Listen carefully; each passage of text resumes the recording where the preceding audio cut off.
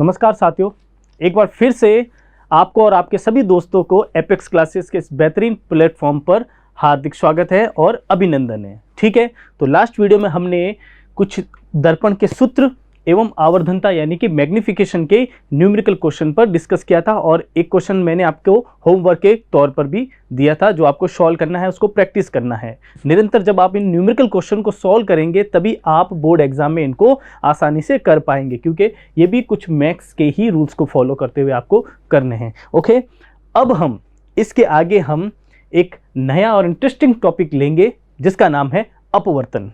क्या नाम है उसका? अपवर्तन यानी कि रिफ्रैक्शन। ओके, इस टॉपिक को पढ़ेंगे। इसके हम अपोजिट बात करें, विपरीत, तो जब प्रकाश की किरणें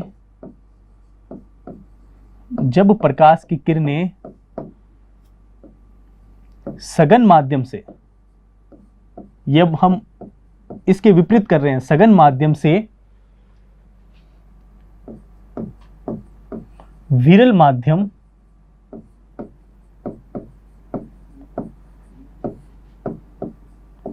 से जाती है की ओर जाती है, विरल माध्यम की ओर जाती है, तब क्या होता है? तब ये अपवर्तित किरणें क्या करती हैं? अभिलंब से यानी कि नॉर्मल से दूर हो जाती है, उस ओर झुकती नहीं है। अब अपवर्तित किरणें अभिलंब से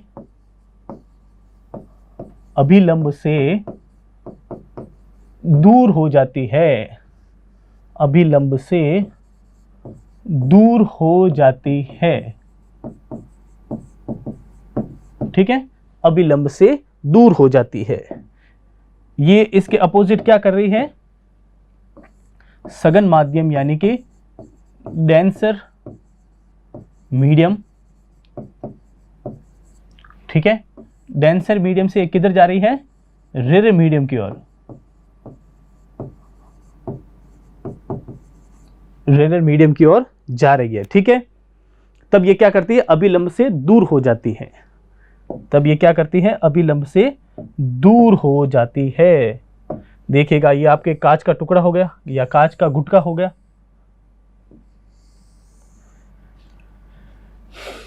ठीक है, यहां क्या होता है? ये है आपका अभिलंब,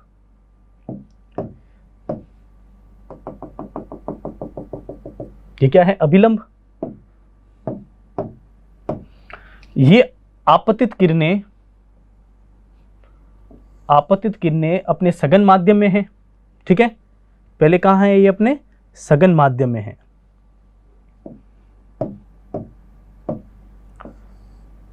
ओके, सघन माध्यम से जब ये किरणें विरल माध्यम की ओर जाती है, ये वाला माध्यम कौन सा हो गया आपके? सघन माध्यम।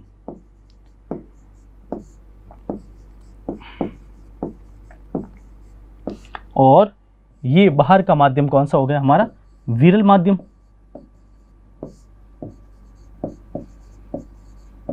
ओके, तो आप क्या देखते हैं? जब ये किरणें सघन माध्यम से विरल माध्यम की ओर आती है तब ये अभिलंब से दूर हो जाती है। अभिलंब से ये दूर हो जाती है यानी कि इनको इस दिशा से आने की जगह ये इन दिशा की ओर जाती है, यानी कि अभिलंब से दूर हो जाती है। क्या करती है? ये अभिलंब से दूर हो जाती है। ठीक है, ये आप बात ध्यान रखेंगे। फर्स्ट पॉइंट में हमने क्या बताया था? जब विरल से सघन माध्यम में जाती है तो ये अभिलंब की ओर जाती है, और जब सघन से विरल माध्यम की ओर जाती है तो ये अभिलंब से दूर हो जाती है। अभिलंब से क्या हो जाती है? दूर हो जाती है। तो यहां आप क्या देखते हैं? यहां प्रकाश की किरणें अपवर्तित किरणों के रूप में अपवर्तित किरणों के रूप में अभिलंब यानी कि नॉर्मल से दूर हो रही है, से दूर जा रही है, से दूर जा रही है। ठीक है, सीधे आप जब किसी टॉर्च को एक कांच के गुटके पर आप इसको ऑन करते हो टॉर्च को, तो वो जो आपतित यानी इंसिडेंट रे होती है वो सबसे पहले कहाँ जाएगी, सघन माध्यम से होती हुई आप देखेंगे तो वो हल्की सी मूवमेंट करेगी बाहर की ओर, वो मूवमेंट करेगी। ठीक है, वो क्या दर्शा रही है, वो दर्शा रही है अभिलंब से दूर होने की घटना को दर्शा रही है। क्लियर है यहां तक? अब हम इसके आगे बात करें तो देखिएगा आप, सघन माध्यम में मैं पहले आपको बताऊं, विरल माध्यम में, विरल माध्यम में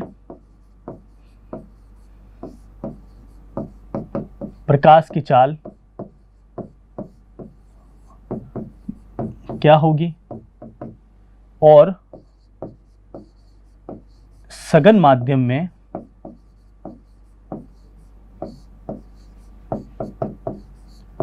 प्रकाश की चाल क्या होगी। ठीक है, अभी हमने विरल माध्यम और सघन माध्यम के लिए दो एग्जाम्पल काम में लिए थे। कौन कौन से? विरल माध्यम के लिए हमने ली थी एयर, ठीक है, और इसके लिए हमने लिया था कांच का गुटका। ओके, तो आप देखेंगे इनके चाल क्या रहती है, तो यहां रहती है 3 × 10 की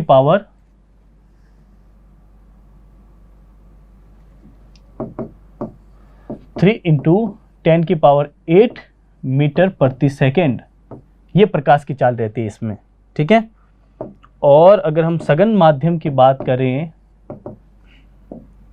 तो इसमें प्रकाश की चाल कितनी रहती है, 2 × 10 की पावर 8 मीटर प्रति सेकेंड, यानी कि उसके मुकाबले ये थोड़ी कम रहती है, अपेक्षाकृत इसकी स्पीड, वेग कम रहता है, इसकी चाल कम रहती है, किसके? विरल माध्यम की तुलना में हम देखें तो।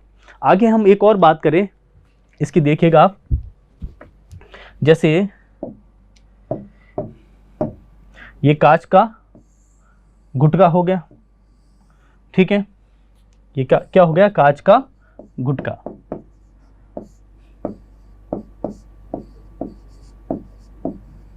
कांच का गुटका। अब आप बताइए, यहां से मैंने टॉर्च ऑन की, ठीक है,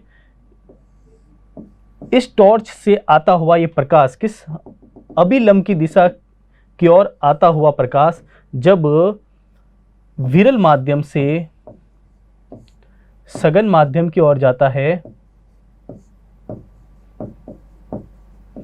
विरल माध्यम से सघन माध्यम की ओर जाता है, यानी कि मैंने क्या बताया आपको, टॉर्च जब हम सीधी कांच के टुकड़े पर सीधी एकदम लंबवत दिशा की ओर रखते हैं तो वो जो आपतित किरणें हैं, इंसिडेंट रे है, वो रिफ्लेक्टेड रे से होती हुई जब वहां से चली जाती है, यानी कि विरल से सघन माध्यम की ओर जा रही है, तो आप बताइए यहाँ पर कौन सी घटना होती है, क्या यहाँ पर अपवर्तन घटना होती है? तो आप ध्यान रखिएगा, इस स्थिति में आप विशेष रूप से ध्यान रखिएगा, इस स्थिति में जब इंसिडेंट रे यानी कि आपतित किरणें नॉर्मल यानी कि लंबवत अभिलंब के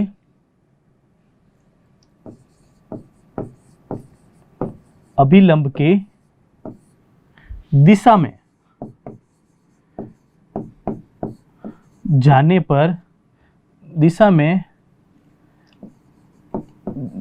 पर यहां आप जब हटा दीजिए, अब देखिए आप, इंसिडेंट रे अभिलंब की दिशा में जाने पर अपवर्तन की घटना नहीं देखने को मिलती है, नहीं देखने को मिलती है। ये इसका एक अलग से विशेष पॉइंट हो गया।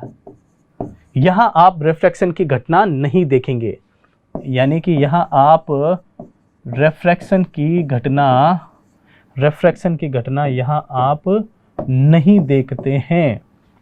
रिफ्रैक्शन की घटना यहां आप नहीं देखते हैं। जब कोई इंसिडेंट रे यानी कि आपतित किरण सीधे उसी अभिलंब की ओर से हुई जाए तो आप वो देखेंगे वो सघन माध्यम से अपने वेग को वो नॉर्मल कम करेगी, पर उसकी फ्रीक्वेंसी सेम रहेगी और वो किसी भी अभिलंब यानी कि वो ना तो दाएं ओर झुकेगा ना ही बाएं ओर, सीधे ही होते हुए चला जाएगा। तो ये कोई रेफ्रैक्शन यानी कि अपवर्तन की घटना नहीं होती है।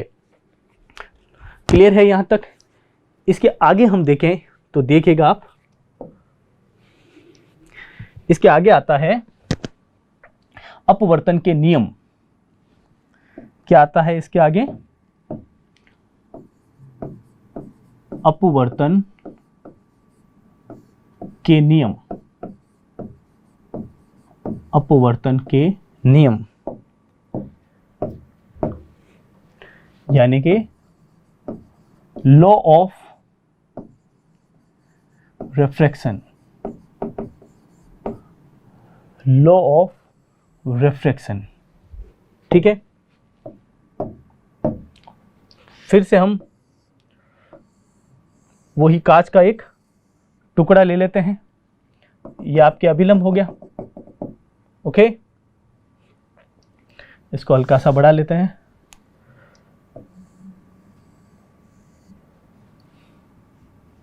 ये क्या है? कांच का एक गुटका है, ये आपके अभिलंब हो गया।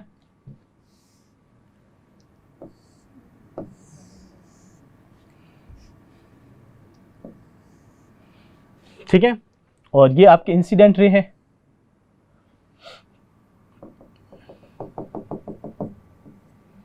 पर ये हमें किस दिशा से हुई दिखती है?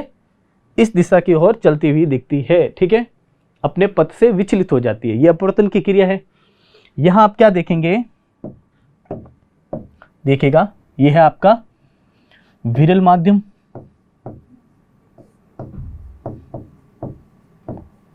ओके, और ये है आपका सघन माध्यम।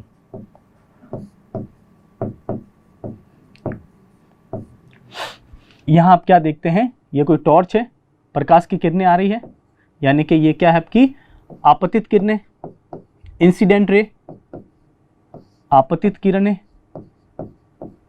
ओके, ये आपका क्या है? अभिलंब, नॉर्मल, और ये आपके क्या है? अपवर्तित किरणें। क्या है ये? अपवर्तित किरणें।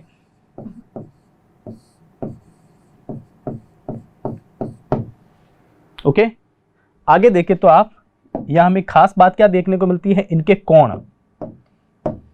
तो आप देखें आपतित किरणें और अभिलंब के बीच में, कहां आपतित किरणें और अभिलंब के बीच में हमें कोण देखने को मिलेगा, और सेकंड कोण हमें अभिलंब और अपवर्तित किरणों के बीच में देखने को मिलेगा।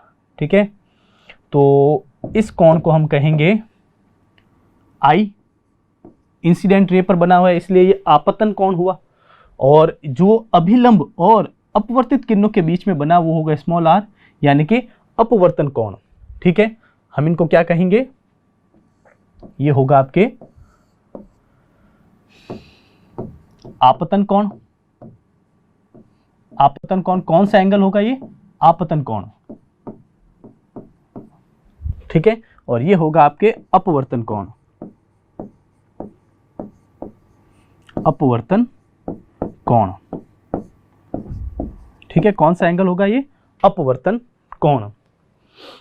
यहां तक देख लिया आपने। जो ये अपवर्तन के नियम है वो आपके इसमें दो नियम होते हैं, वो कैसे अप्लाई होंगे? पहला नियम आपका यहां रहता है,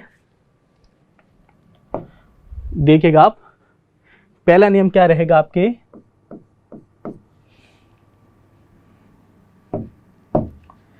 पहला नियम रहता है इसमें आपतित किरणें,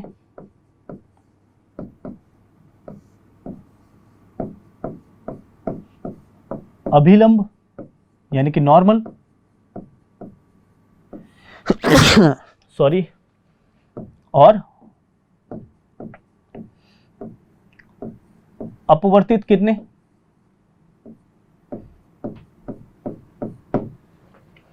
तीनों एक ही तल पर होती है। तीनों कहां होती है? एक ही तल पर होती है। एक ही तल पर होती है, एक ही तल पर होती है। ठीक है, ये अपवर्तन का पहला नियम होता है। पहला नियम क्या होता है? इंसिडेंट रे, नॉर्मल, वहां रिफ्लेक्टेड रे, तीनों एक ही तल पर होती है, तीनों एक ही तल पर होती है। कौन कौन सी किरणें? इंसिडेंट रे,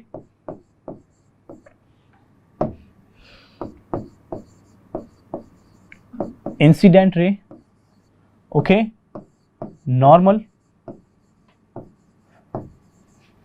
और आपकी रिफ्लेक्टेड रे। रिफ्लेक्टेड रे तीनों एक ही तल पर होती है, तीनों क्या होती है? एक ही तल पर होती है। यह होता है अपवर्तन का प्रथम नियम। ठीक है, फर्स्ट लॉ। सेकंड लॉ देखें हम अपवर्तन का दूसरा नियम, तो वो क्या कहता है? अपवर्तन का दूसरा नियम, दूसरा नियम कहता है आपतन कोण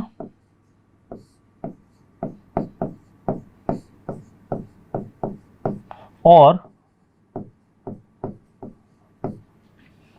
अपवर्तन कोण। आपतन कोण और अपवर्तन कोण,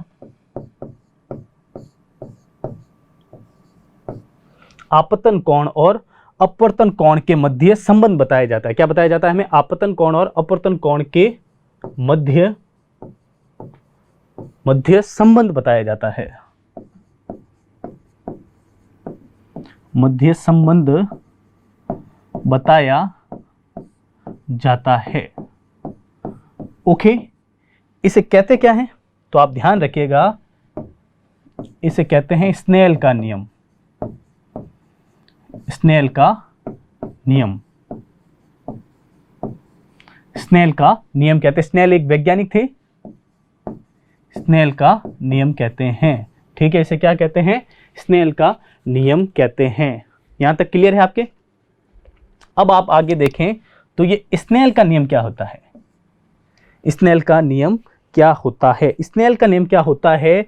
जब दो किन्हीं पारदर्शी माध्यमों में, जब किन्हीं दो पारदर्शी माध्यम और एक ही प्रकाश के रंग में उनके आपतन कोण की जया यानी कि साइन और उनके अपवर्तन कोण की जया यानी कि साइन के अनुपात का एक नियतांक होता है। अनुपात का क्या होता है? एक अनुपात का एक नियतांक होता है, यानी कि कांस्टेंट होता है। यह स्नेल का नियम कहलाता है। ओके, तो मैं क्या बताऊं आपको? देखिएगा आप स्नेल का नियम। स्नेल का नियम लिखने के लिए देखिएगा आप स्नेल का नियम।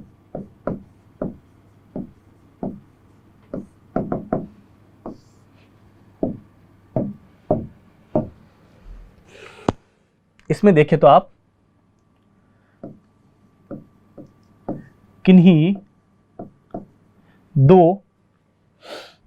दो पारदर्शी माध्यमों के लिए,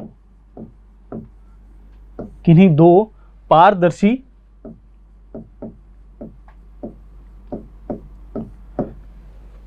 माध्यमों के एक ही प्रकाश के रंग के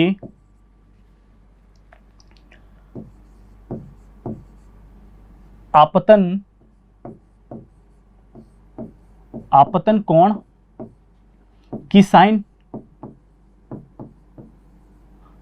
ठीक है, आपतन कोण की साइन। ओके, और आपतन कोण की साइन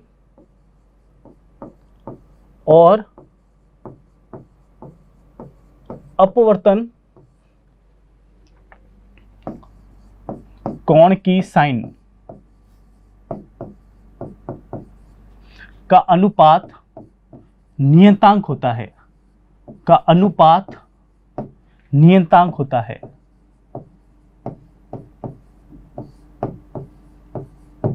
ओके, किन्हीं दो पारदर्शी माध्यमों के एक ही प्रकाश के रंग के आपतन कोण और अपवर्तन कोण की साइन, दोनों कोण की साइन का अनुपात कांस्टेंट होता है। क्या होता है? दोनों साइन की अनुपात का कोण नियतांक होता है। ठीक है, आपतन कोण की साइन और अपवर्तन कोण की साइन का अनुपात नियतांक होता है। इसको हम एक फॉर्मूले से बताएं तो देखिएगा आप, मैं क्या लिखता हूं, sine i upon sine r is equal to constant, क्या फॉर्मूला रहा अपना स्नेल के नियम का? Sine i upon sine r is equal to constant यानी कि नियतांक। समझ गए आप ये स्नेल का नियम? ये स्नेल का नियम अपवर्तन के दूसरे नियम को बतलाता है। पहले नियम क्या कहता है? फर्स्ट लॉ ये कहता है अपवर्तन का इंसिडेंट रे, नॉर्मल और रिफ्लेक्टेड रे तीनों एक ही तल पर होते हैं। और सेकंड लॉ क्या कहता है? सेकंड लॉ कहता है अपने स्नेल के नियम के बारे में बताता है। ओके, स्नेल के नियम के अंदर हमें क्या पता चला? स्नेल के नियम के अंदर हमें यह बात पता चलती है, इसमें हमें क्या बात पता चलती है कि आप क्या देखते हैं, यहां आप देखते हैं आपतन कोण एवं अपवर्तन कोण की जो साइन होती है उनके अनुपात कांस्टेंट होते हैं। उनके अनुपात क्या होते हैं? कांस्टेंट होते हैं। ठीक है, ओके, इसका हम एक क्वेश्चन देख लेते हैं। देखिएगा आप, इसका अगर हम क्वेश्चन देखें,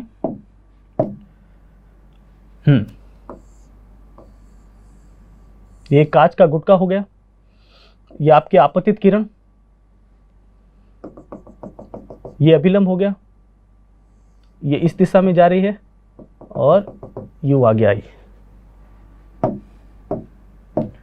ये जो आपका कोण हो रहा है और ये कोण हो रहा है, कोण आई तो है आपके 37 डिग्री। ठीक है, और कोण ये आपके क्वेश्चन है, ये कोण कौन सा है? अपवर्तन कोण है।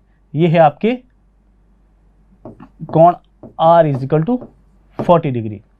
ठीक है, 24 डिग्री है, 24 डिग्री है। ये कोण कौन सा है? अपवर्तन कोण। ठीक है, और ये कोण है आपके आपतन कोण।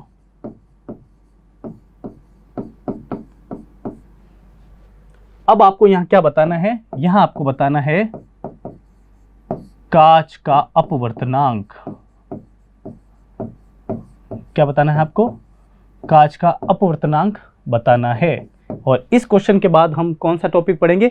अपवर्तनांक यानी कि रिफ्रैक्टिव इंडेक्स वाला टॉपिक पढ़ेंगे। इस क्वेश्चन को देखिए हम कैसे सॉल्व करते हैं। अपवर्तनांक का रिलेशन स्नेल के जो सूत्र रहता है sine i is equal to sine r upon sine r is equal to constant, ये उसी के बेस पर रहेगा। तो क्या रहता है देखिएगा आप, sine i is equal to sine r, इस बेस पर ही रहेगा। तो आपके आपतन कोण क्या है मैं बताऊं आपको, 37 डिग्री, और अपवर्तन कोण है आपका 24 डिग्री। आप जब साइन की सारणी में इनके मानों को देखेंगे तो 37 डिग्री का मान रहता है 0.60 यानी कि 60, और साइन 24 का मान रहता है 0.40। तब आपको क्या पूछ रहे हैं इसमें? कांच का अपवर्तनांक। तो आप जब इसको सॉल्व करेंगे तो इसका आंसर आएगा 1.50। यहाँ कोई यूनिट नहीं लगेगी क्योंकि अपवर्तनांक की कोई यूनिट नहीं होती है, कोई इकाई नहीं होती है, क्योंकि ये अपवर्तनांक खुद एक अनुपात है। तो नेक्स्ट वीडियो में हम रिफ्रैक्टिव इंडेक्स के बारे में पढ़ेंगे। ये था आपके अपवर्तनांक के नियम। ठीक है, तो अभी के लिए थैंक यू। नेक्स्ट वीडियो में हम रिफ्रैक्टिव इंडेक्स के बारे में जानकारी प्राप्त करेंगे।